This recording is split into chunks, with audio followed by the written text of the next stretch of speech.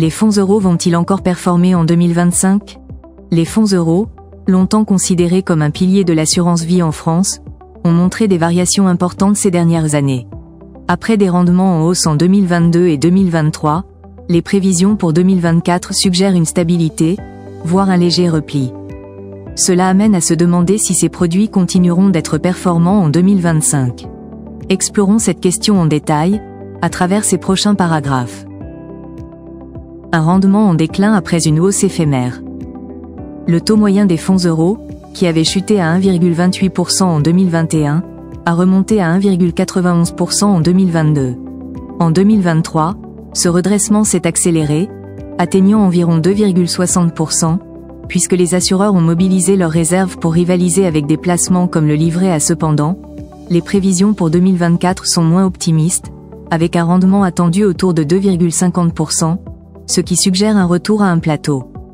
Plusieurs facteurs expliquent cette stabilisation. D'une part, les assureurs ne peuvent pas indéfiniment puiser dans leurs réserves, ce qui limite leur marge de manœuvre pour maintenir des taux compétitifs.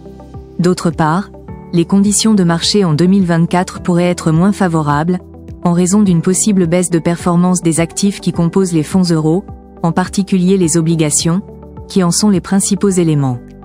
Si les taux d'intérêt augmentent, cela peut certes profiter à l'achat de nouvelles obligations, mais cela pénalise en même temps la valeur des obligations déjà en portefeuille. Des perspectives mitigées pour 2025. À la lumière des projections pour 2024, il est probable que les rendements des fonds euros se stabilisent à des niveaux similaires en 2025, voire baissent si les conditions économiques ne s'améliorent pas. Les obligations à haut rendement pourraient toujours offrir des performances supérieures, mais la majorité des fonds euros traditionnels ne pourra pas assurer ces résultats sans accepter une prise de risque accrue. Si la Banque centrale européenne, BCE, maintient ses taux élevés pour maîtriser l'inflation, cela pourrait prolonger la période de faible rendement pour les obligations déjà détenues dans les portefeuilles des fonds euros, ce qui compromettrait les performances des fonds euros en 2025. Quelle solution pour les épargnants? Pour ceux qui cherchent à maximiser leurs gains, les unités de compte, UC, représentent une option intéressante.